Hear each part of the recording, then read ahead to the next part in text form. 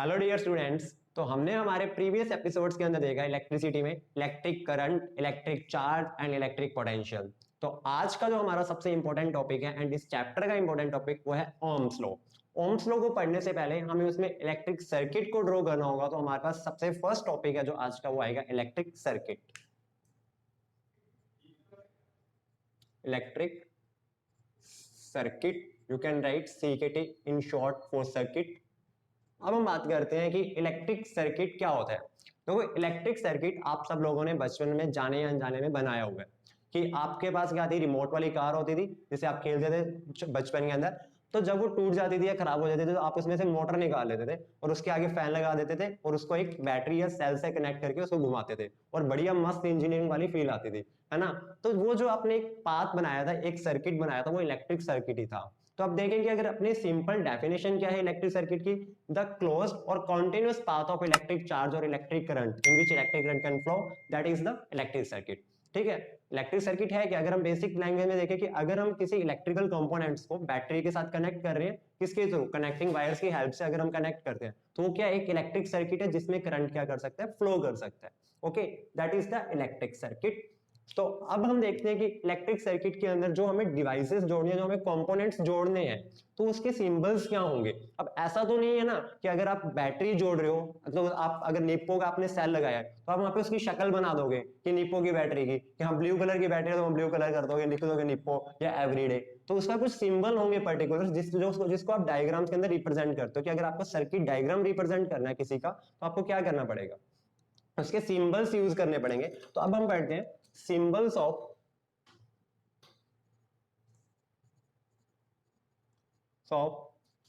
Electric component.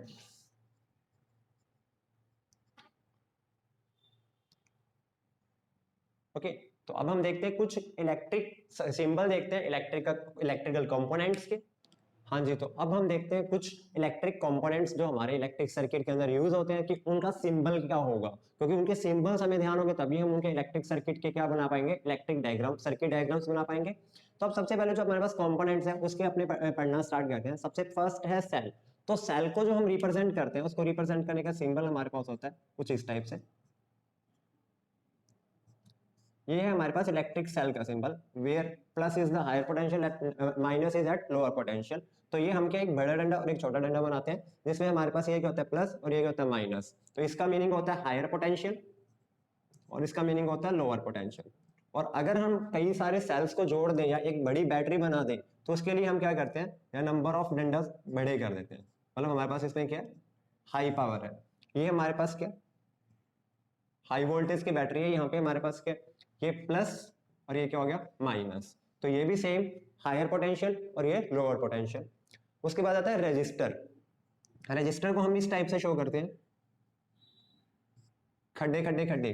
ठीक है, ये हमारे पास क्या इस टाइप से चलते हैं कंटिन्यूसली, इसको हम बोलते हैं रेजिस्टर।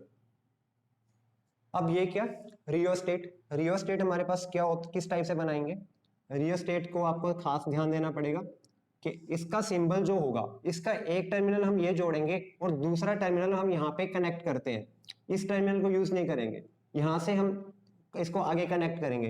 इसका रीजन होता है कि अगर हम यहाँ से कनेक्ट करते हैं तो वो एक रेजिस्टेंस की तरह, फिक्स रेजिस्टेंस की तरह बिहेव करेगा। इसमें हमारे पास एक होता है स्लाइडर होता है जिसको हम आगे पीछे मूव करके रेजिस्टेंस की वैल्यू चेंज कर सकते हैं। इसलिए इसको हम वेरिएबल रेजिस्टेंस की तरह भी यूज कर सकते हैं। किसको, रियोस्टेट को।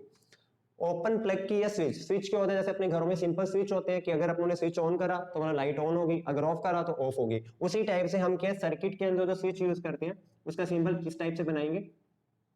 अगर ओपन है, ओपन का मतलब है कि अभी सर्किट कनेक्टेड नहीं है।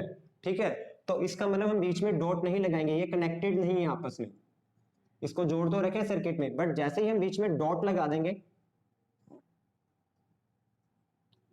अब इसका मीनिंग क्या है कि ये क्या है, क्लोज सर्किट है। हमने क्या इसके अंदर की को इंसर्ट कर दिया, यहाँ पे की क्या इंसर्ट नहीं है, तो इसका मतलब है ये क्या ओपन सर्किट और ये क्या क्लोज सर्किट। जब हम सर्किट को क्लोज करेंगे तभी उसके अंदर क्या होगा, करंट फ्लो करेगा।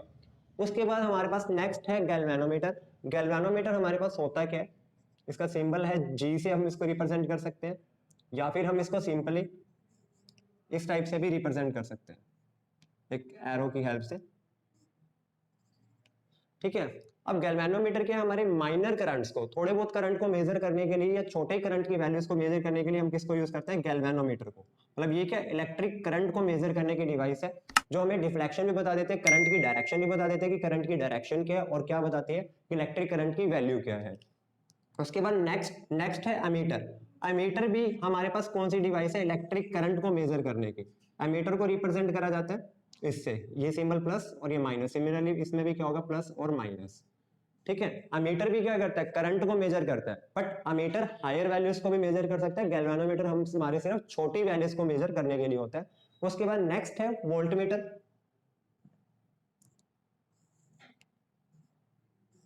अब वोल्टमीटर हमारे पास क्या होता है, दो टर्मिनल्स के बीच का पोटेंशियल डिफरेंस मेजर करने के काम आता है। कि फॉर एग्जांपल यहाँ पे कोई पॉइंट्स है ए और बी, इसका पोटेंशियल है वी ए और इसका पोटेंशियल है वी बी। आपको क्या निकालना था, V A minus V B निकालना था, इनका पोटेंशियल डिफरेंस निकालना था, तो आपने इसको इन दोनों टर्मिनल्स के बीच में जोड़ दिया।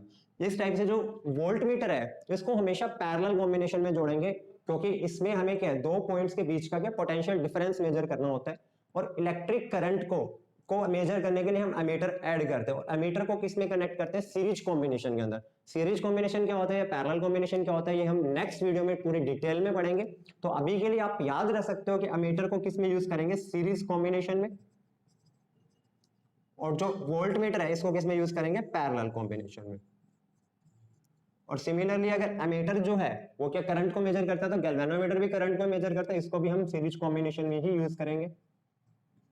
ओके। उसके बाद नेक्स्ट है वायर कनेक्शन। वायर कनेक्शन ये क्या है, इसमें हमारे पास क्या होता है कि ये वायर है मान लो, और इसके साथ में कोई दूसरी वायर ये कनेक्टेड है। तो इसका मीनिंग है कि ये वाली जो वायर है, ये वायर क्या है, इसके साथ कनेक्टेड है, इसको हमने जोड़ रखा है इसके साथ में। और दूसरा सिंबल हमारे पास क्या पॉसिबल हो सकता है, वायर ओवरलैप। अब इन दोनों में डिफरेंस को समझने के लिए हम इसके सिंबल्स को कर रहे हैं, कि ताकि हम समझ पाए। अब मान लो आपके पास एक वायर है, ये जा रही है, अब दूसरी वायर जो इससे कनेक्टेड नहीं है वो सिर्फ इसके ऊपर से जा रही है। अब ऊपर से जाने का मीनिंग क्या है, देखो अब इन दोनों पॉइंट्स को हम ध्यान से समझते हैं। ये एक वायर है, अब अगर इसको मैं इसके साथ कनेक्ट कर रहा हूं तो ये क्या है, वायर कनेक्शन। इसका सिंबल इस टाइप से होगा कि इसके साथ जॉइंट है, और अगर ये वायर है ये इसके ऊपर से जा रही है, तो अब इसका करंट इस पे कोई इफेक्ट नहीं डालेगा। ठीक है, तो इसमें करंट फ्लो कर रहा है वो इसमें नहीं जाएगा। तो ये हमारे पास क्या है, वायर ओवरलैप। इसका मतलब है कि एक वायर के ऊपर से ये दूसरी वायर जा रही है, इसको बोलते हैं वायर ओवरलैप। और उसके बाद नेक्स्ट हमारे पास आता है इलेक्ट्रिक बल्ब। इलेक्ट्रिक बल्ब का एक प्यारा सा सिंबल ये हमारे पास होता है कुछ इस टाइप से। ठीक है, ये हमारे पास क्या, इलेक्ट्रिक बल्ब। ओके, तो ये थे इसके कुछ सिंबल्स। अब इन सिंबल्स को, इन इलेक्ट्रिकल कंपोनेंट्स को हम यूज करके ही हमारा नेक्स्ट टॉपिक पढ़ेंगे ओम्स लॉ, क्योंकि उसका जब हम एक्सपेरिमेंटल वेरिफिकेशन पढ़ेंगे तो हमें उसमें सर्किट डायग्राम ड्रॉ करना होगा, जिसके अंदर अब ऐसा तो है नहीं कि हम बैटरी की शक्ल बना के वहां पे रिप्रेजेंट कर दें, रियोस्टेट की शक्ल बना दें कि वो कैसा होता है। तब हम रियोस्टेट के लिए, रेजिस्टेंस के लिए हम इसके सिंबल्स को यूज करेंगे और सर्किट डायग्राम को ड्रॉ करेंगे। अब हम डिटेल में पढ़ते हैं कि ओम्स लॉ क्या होता है। अब हम बात करते हैं कि ओम्स लॉ, सबसे पहले इसकी जरूरत क्या पड़ी। देखो ओम्स लॉ जो है वो हमें हमारे इलेक्ट्रिसिटी की सबसे दो important terms, one is electric current I and second is electric potential, इसके बीच में हमें रिलेशनशिप बताता है कि इलेक्ट्रिक करंट और पोटेंशियल के बीच में क्या रिलेशन होगा। तो देखो हमने इसको समझने के लिए एक सर्किट डायग्राम बना रखा है, जिसके अंदर हमने क्या बनाया है, एक कंडक्टर। ये हमारे पास क्या है, कोई कंडक्टर है जिसमें से हम करंट पास करवा रहे हैं। ठीक है, एक है हमारे पास एनर्जी सोर्स, अभी हमने सिंबल्स में पढ़ा था, ये किसका है, ये बैटरी का सिंबल है। ये है हमारे पास की, इसको मैंने ओपन रखा था, ओपन जानबूझ के रखा था ताकि हमारी बैटरी की वेस्टेज ना होती रहे। तो अब मैं इसमें की इंसर्ट कर देता हूँ। अब जैसे ही की इंसर्ट करता हूँ, हमें पता है ये क्या है, क्लोज सर्किट बन चुके हैं, और अब ये क्या है, इसमें से करंट फ्लो होना स्टार्ट हो चुके हैं। अब हमें पता है जो करंट फ्लो करता है वो बैटरी के प्लस टर्मिनल से माइनस टर्मिनल की तरफ क्या करेगा, सर्किट में फ्लो करेगा। तो अब यहां से हमारे पास क्या, इलेक्ट्रिक करंट जा रहा है। अब इलेक्ट्रिक करंट अगर जाएगा तो हमें पता है कि वो इस कंडक्टर में से होके निकलेगा। मतलब बेसिकली कौन फ्लो कर रहा है, इलेक्ट्रॉन्स फ्लो कर रहे हैं। तो इलेक्ट्रॉन्स, अगर इलेक्ट्रिक करंट इधर जा रहा है तो इलेक्ट्रॉन्स किधर आ रहे होंगे, इसके अपोजिट डायरेक्शन में। हमें लिख भी देता हूँ, इलेक्ट्रॉन्स इधर आ रहे होंगे, बट हम क्या इलेक्ट्रिक करंट से डील करना है हमें। तो अब देखो इसके दो पॉइंट्स ए और V सपोज कर लेता हूँ, दोनों टर्मिनल्स जो हमारे पास कंडक्टर के हैं, तो ये एक पोटेंशियल डिफरेंस भी होंगे, क्योंकि जो करंट है वो पोटेंशियल डिफरेंस के कारण ही फ्लो करता है। कि अगर सिमिलरली जो पोटेंशियल हमें ये भी बताते हैं कि अगर पानी, दो बाल्टियों में पानी बराबर है बिल्कुल, तो अगर आप उसके बीच में पाइप लगा रहे हो तो पानी किसी भी साइड में नहीं जाएगा। अगर जैसे पानी higher level to lower level flow करता है, कि जो पानी है वो अपने आप किधर जाता है, अगर ये ऊपर हायर लेवल है, ये लोअर लेवल है, मान लो इसमें पानी ज्यादा है इसमें कम है, अब पाइप लगाओगे तो पानी हायर टू लोअर जाएगा। सिमिलरली जो करंट है वो भी क्या, higher potential to lower potential की तरफ क्या फ्लो करता है। तो इसका मतलब अगर इसमें चार्ज फ्लो कर रहा है तो हम ये बोल सकते हैं कि इसका जो पोटेंशियल है वो क्या है, VA, इसका क्या है, VB, where VA is at higher potential then B, इसीलिए चार्ज कहां फ्लो कर रहा होगा, इधर फ्लो करेगा, या इलेक्ट्रिक करंट किधर फ्लो करेगा, इधर, और इलेक्ट्रॉन्स उसकी अपोजिट डायरेक्शन में। पॉजिटिव चार्ज जो है वो किधर फ्लो करता है, higher potential to lower potential, और उसी की डायरेक्शन में हम किसको लेते हैं, इलेक्ट्रिक करंट को, बट जा कौन रहा है, इलेक्ट्रॉन, तो उसको हम अपोजिट डायरेक्शन में ले सकते हैं। अब हम बात करते हैं कि ओम्स लॉ हमें क्या बताता है। ओम्स लॉ हमें इस potential difference VA minus VB, जिसको हम सपोज कर लेते हैं V जो है, अब V जो है वो पोटेंशियल डिफरेंस है एक्चुअल में उसके दोनों टर्मिनल्स के बीच का, और ये I जो है वो उसमें से करंट फ्लो कर रहा है। अब I जो इसमें करंट फ्लो कर रहा है और जो V जो पोटेंशियल डिफरेंस है, अब इसके बीच में क्या रिलेशनशिप होगी, तो according to statement of Ohm's law, the electric potential difference between the two terminals of the conductor is directly proportional to the electric current flowing through the conductor if the physical factor remains constant. Physical factors means कौन कौन से physical factors, temperature, pressure, cross section area, जो हमारे पास conductor है उसका cross section area मतलब ये वाला एरिया, ठीक है, क्रॉस सेक्शन एरिया,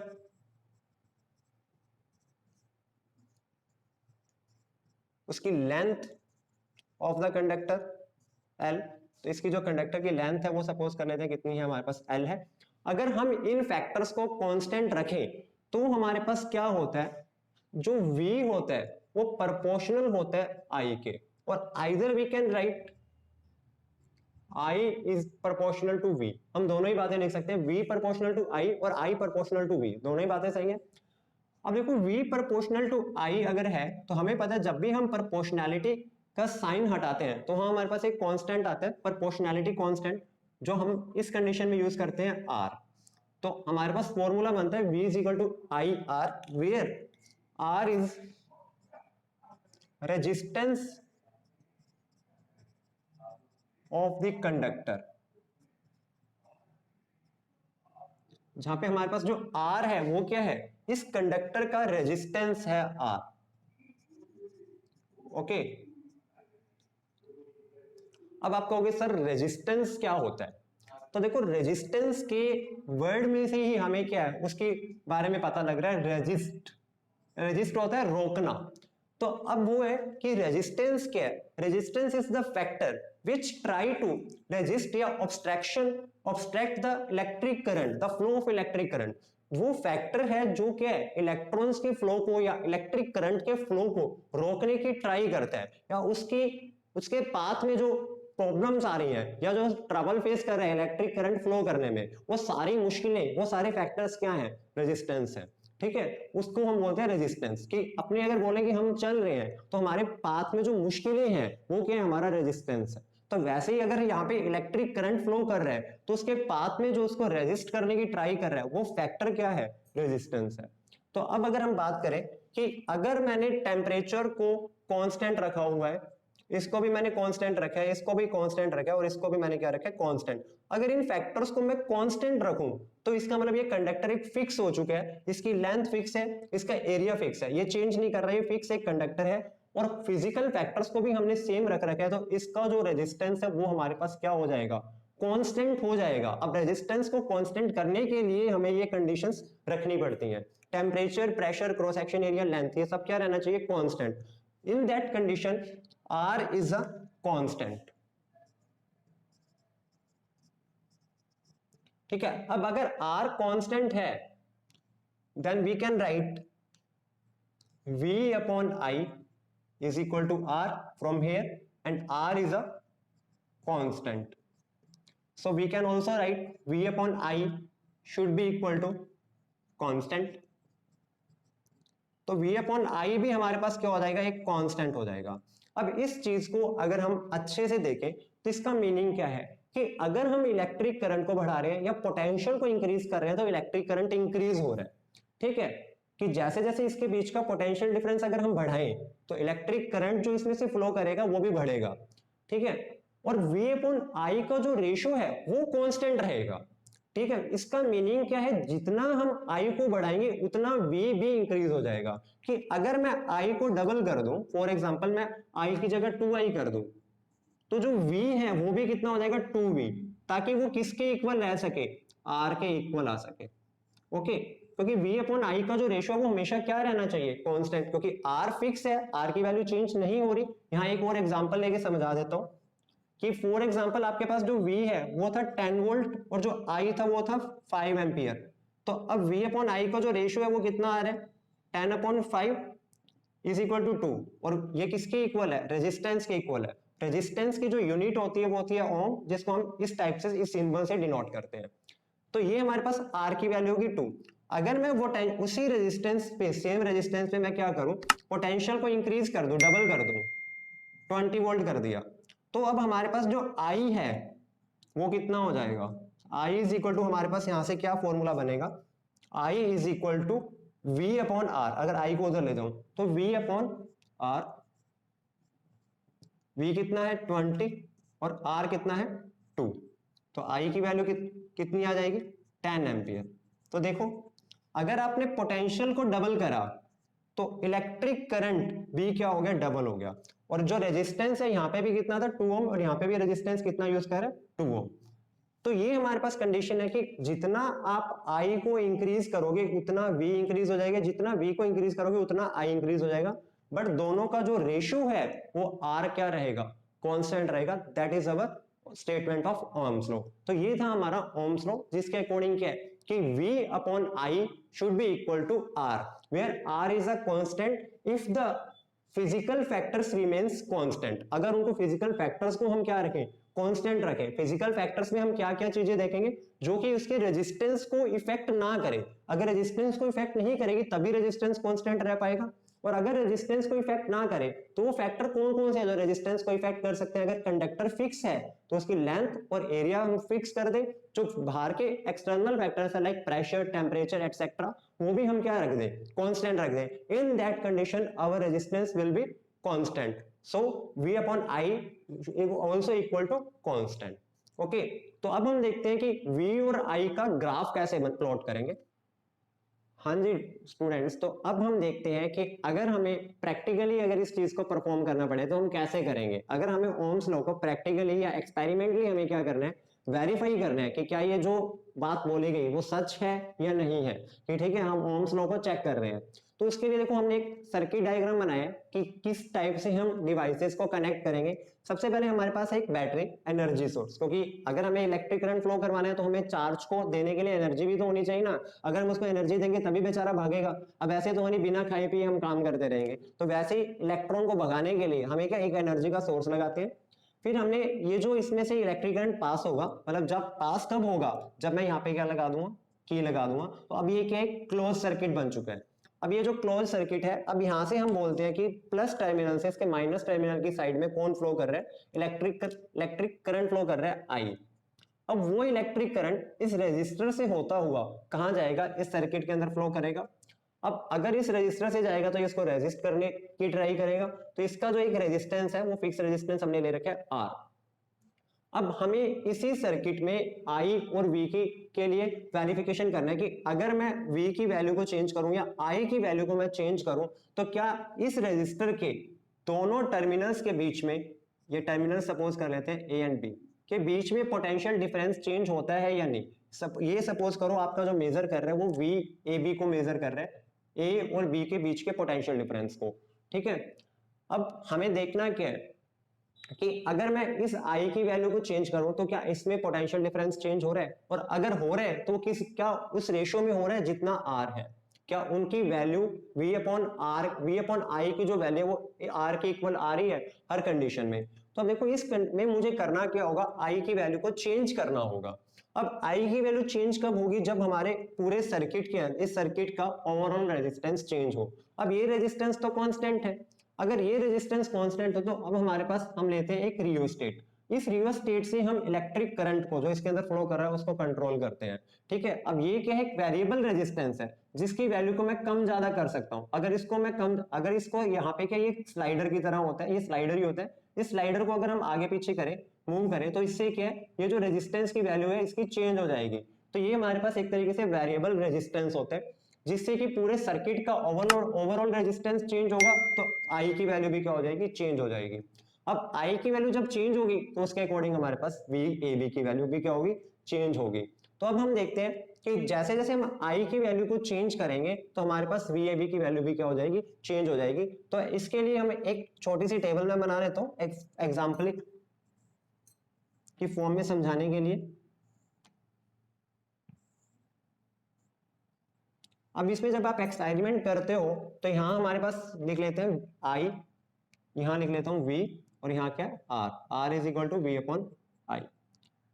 कि सपोज करो स्टार्टिंग में जो आपके पास इसके ऊपर पोटेंशियल था वो था 10 वोल्ट, ठीक है, और यहाँ जो करंट फ्लो कर रहा था वो कर रहा था 5 एम्पियर। अब 5 एम्पियर करंट फ्लो कर रहा था, 10 वोल्ट यहाँ पे क्या था, पोटेंशियल डिफरेंस था वी ए बी। ओके, तो अब इसका मतलब जो हमारे पास ये रेजिस्टेंस है वो कितने ओम का है, V अपॉन आई, 10 अपॉन 5, क्या R की वैल्यू यहाँ से 2 ओम आ जाएगी। अब हमें पता है कि ये R तो फिक्स रहेगा, तो इसका मतलब अगर मैं अब यहाँ से इसको चेंज करके सर्किट में I की वैल्यू को चेंज करूंगा,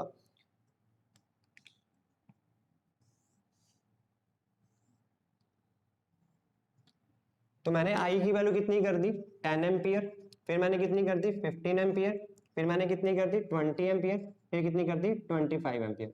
तो अब हम यहाँ पे नोटिस करेंगे कि जैसे जैसे आप आई की वैल्यू को चेंज कर रहे हो, मान लो आप इंक्रीज कर रहे हो, आपके पास जो एमीटर की वैल्यूज, इसको आई को नोटिस कहां से करोगे, एमीटर से, क्योंकि इसमें से इलेक्ट्रिक करंट फ्लो करेगा, तो ये हम किस में लगाते हैं, सीरीज कॉम्बिनेशन में। तो यहाँ से आप क्या करोगे, इलेक्ट्रिकल करंट की अलग अलग वैल्यूज को नोट करोगे यहाँ से चेंज करके। जब यहाँ पे 10 एम्पियर है तो आप चेक करोगे कि यहाँ पे कितने वोल्ट है, तो उस टाइम पे जो यहाँ पे वोल्टेज आएगी वो आएगी 20 वोल्ट। क्यों, क्योंकि 10 अपॉन 5 V अपॉन आई जो है वो 2 आ रहा है, तो इस कंडीशन में भी V अपॉन आई कितना आना चाहिए, 2। जब आप प्रैक्टिकली करोगे तो ऐसा सच में आएगा, आपके पास 15 एम्पियर है तो यहाँ पे कितना आ जाएगा 30 वोल्ट, ताकि 30 अपॉन 15 कितना आ जाएगा 2। अगर 20 है तो ये उस कंडीशन में ये कितना हो जाएगा 40 वोल्ट, तो ये आपके पास R is equal to 40 upon में 20 कितना आएगा 2 ओम। ठीक है, 25 है तो ये कितना आ जाएगा 50 वोल्ट, तो R is equal to 50 volt upon में कितना आएगा 25, तो ये कितना आ जाएगा आपके पास 2 ओम। तो आप यहां से क्या नोटिस करोगे कि जैसे जैसे आप इस आई की वैल्यू को चेंज कर रहे हो, आप रेजिस्टेंस से एमीटर की वैल्यू को चेंज कर रहे हो, एमीटर की जो रीडिंग है उसको चेंज कर रहे हो, तो उसी के अकॉर्डिंग जिस प्रोपोर्शन के अंदर आप आई में चेंज कर रहे हो, उसी प्रोपोर्शन में हमारे पास वी में भी क्या आ रहा है, चेंज आ रहा है। आर क्या है, एक फिक्स है, इसकी लेंथ फिक्स है, हमने ये फिक्स रेजिस्टेंस लगा रखा है, रूम का टेम्परेचर कांस्टेंट है, प्रेशर कांस्टेंट है, फिजिकल फैक्टर्स कांस्टेंट है। सो हमारे पास जो R अगर कांस्टेंट है तो उसकी वैल्यू हर कंडीशन में 2 ओम ही रहनी चाहिए। तो इसका मतलब है जितना आप I को इंक्रीज करोगे, जितना आप I को बढ़ाओगे, उतना ही V भी बढ़ जाएगा, बट दोनों का जो रेशो है वो हमेशा किसके इक्वल आएगा, R के इक्वल आएगा। तो यहाँ इस टाइप से हम किसको वेरीफाई करते हैं, ओम्स लॉ को वेरीफाई करते हैं। अब हम इसके बीच में ग्राफ प्लॉट करते हैं V और I के बीच में। तो देखिए ग्राफ बिटवीन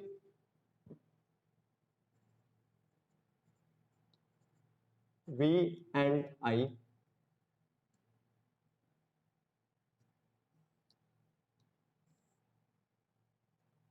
अगर मैं y एक्सिस के ऊपर V को ले लूं और x एक्सिस पे I, तो हम चेक करेंगे कि देखो जैसे जैसे हमारे पास इसकी वैल्यू 5 है, अगर आप ये सारी वैल्यूज यहाँ पे प्लॉट करोगे तो आपको इसका जो ग्राफ मिलेगा वो कुछ इस टाइप से एक लीनियर ग्राफ मिलेगा। ठीक है, कि जैसे जैसे आप I की वैल्यू को बढ़ाओगे V की वैल्यू भी क्या होती जाएगी, बढ़ती जाएगी।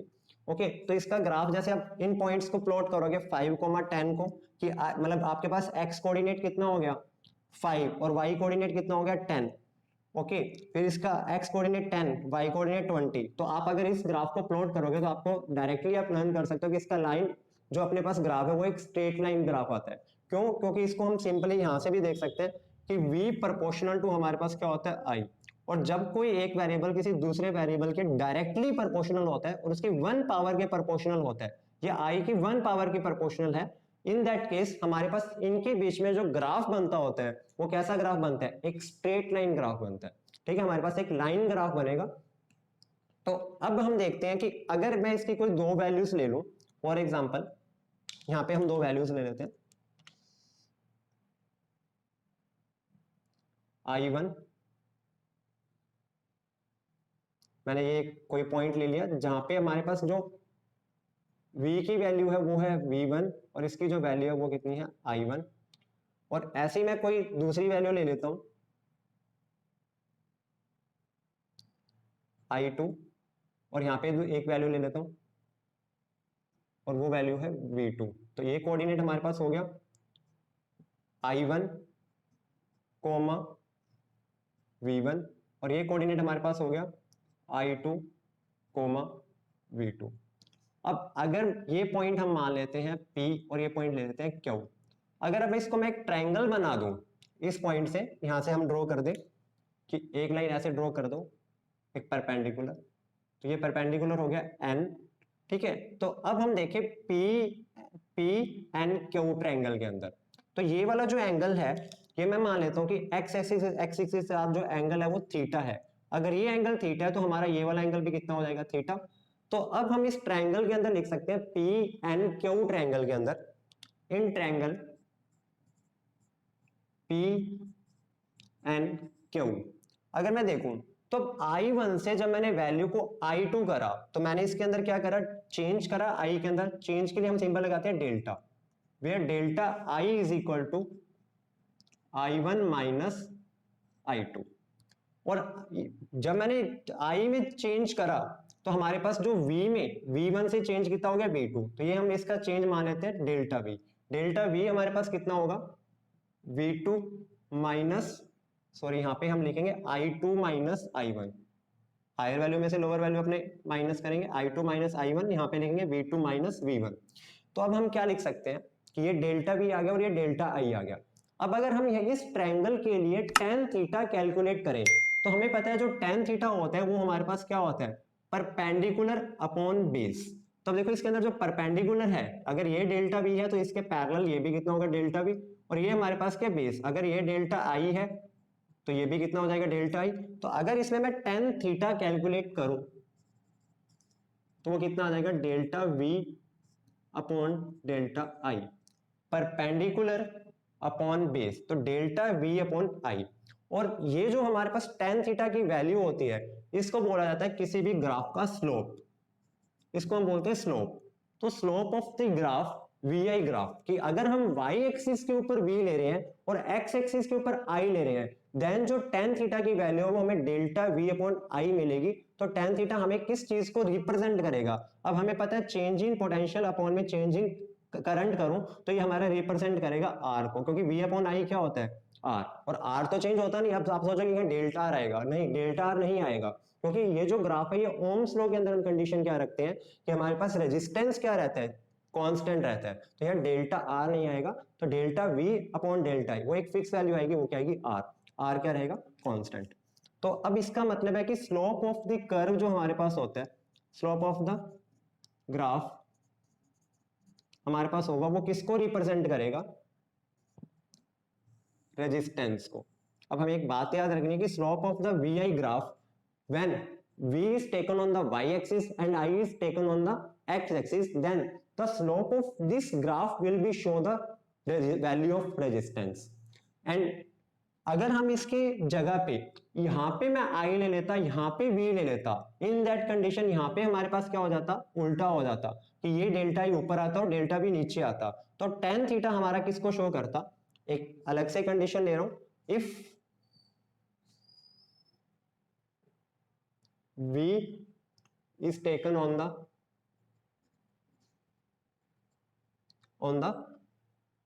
x axis and I is taken on the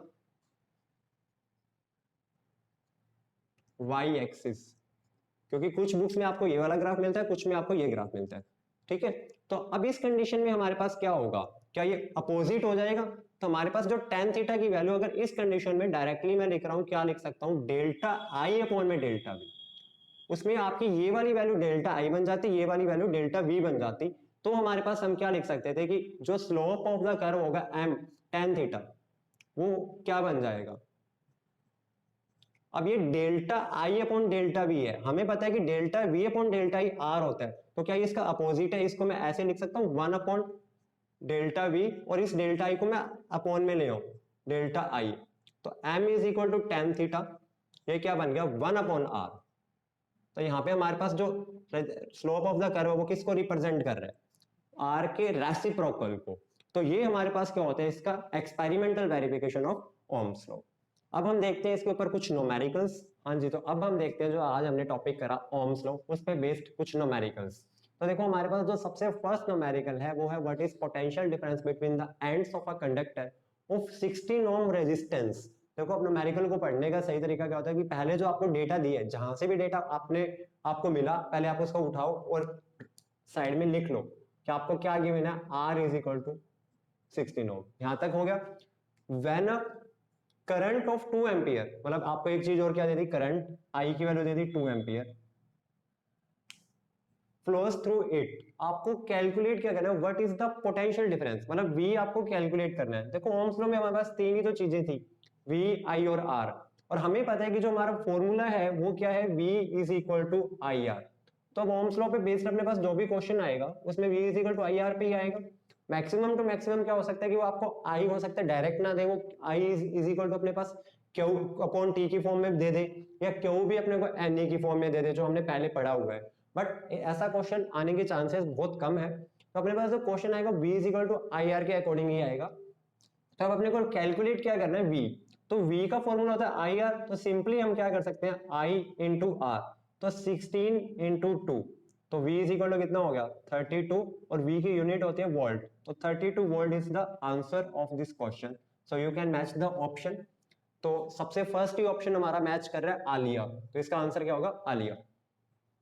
अब नेक्स्ट क्वेश्चन जो हमारे पास है, देखो इस पे जो बेस्ड क्वेश्चन है V is equal to I R, इसमें अपने पास होगा क्या कि अपने पास तीन चीजें हैं, तीन में से कोई भी दो गिवन होगी और एक फाइंड करनी होगी। अब V is equal to I R है, आपको हो सकता है अगर V फाइंड करना है तो डायरेक्टली आई आर का फॉर्मूला लगा दो, हो सकता है आपसे V गिवन और R गिवन हो जाए। अगर V और R गिवन है तो आप क्या फाइंड कर लोगे, I का फॉर्मूला क्या बनेगा, V अपॉन R। और क्या पॉसिबल हो सकता है कि हो सकता है आपको क्या दे दे, V दे दे और I दे दे, पूछ ले कि R कितना है, तो R हमारे पास क्या हो जाएगा, V अपॉन I, तो V अपॉन में क्या आ जाएगा, I आ जाएगा। आपको क्या फाइंड करना होगा, R फाइंड करना होगा। तो अब देखते हैं क्वेश्चंस। नेक्स्ट क्वेश्चन जो हमारे पास है, एट 220 वोल्ट, सबसे पहले क्या दिया हुआ है, वोल्ट, तो V की value 220 volt, 220 volt the value of electric current, आगे I भी अपने को गिवन है, कितना गिवन है, 11 ampere of electric current 11 ampere, then calculate the value of resistance. तो सिंपली अपने से क्या पूछा, R। तो ये क्वेश्चन मैं आपको करवाऊंगा नहीं, बिल्कुल प्योर हिंट आपको सामने गिवन है, सिर्फ कैलकुलेशन करनी बाकी है। आप कैलकुलेशन करें, आंसर फाइंड करें और कमेंट सेक्शन में इसका आंसर जरूर दें। उसके बाद when a current of I ampere is passing through a conductor then potential difference of 2 volt, देखो आपको क्या दिया हुआ है, I, अब I की वैल्यू तो आपको दी नहीं ना, I तो मतलब I तो हो सकता है वो कैलकुलेट करने के लिए बोल दे। तो when a current of I ampere, तो अब I एम्पियर है तो इसका मतलब I अपने को पता नहीं है कि कितना है, I ampere is passing through a conductor then potential difference of 2 volt, potential difference of 2 volt मतलब V की वैल्यू आपको 2 volt गिवन है, then is produced across the ends of conductor of resistance 4 ohm, 4 ohm resistance के across वो कितना potential difference produce कर रहा है, मतलब रेजिस्टेंस हमें कितना गिवन है 4 ओम, उसके अक्रॉस जो पोटेंशियल डिफरेंस है वो कितना है 2 वोल्ट। तो फाइंड क्या करना होगा हमें, ऑब्वियसली आई फाइंड करने के लिए बोलेगा resistance 4 ohm, calculate the resistance of the conductor, नहीं यहाँ क्वेश्चन में मिस्टेक है, रेजिस्टेंस नहीं होगा, करंट की वैल्यू आएगी, calculate the value of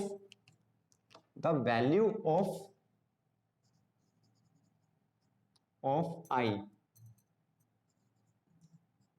in the conductor, ठीक है। तो क्योंकि हमें R तो गिवन था, तो हमें क्या निकालना है, I की वैल्यू कैलकुलेट करनी है। तो अब I की वैल्यू कैलकुलेट करनी है तो हम फॉर्मूला क्या यूज करेंगे कि V is equal to I R होता है, वहां से आप देख सकते हो V इज इक्वल टू क्या होता है आई आर। तो I का अगर मैं फॉर्मूला चेक करूं तो क्या होता है V अपॉन आर। तो हम क्या लिख सकते हैं, I is equal to V upon R, place its values and find the answer. And answer आप कमेंट सेक्शन में जरूर बताएं, क्वेश्चन नंबर 2 और क्वेश्चन नंबर 3 के कैलकुलेशन करके।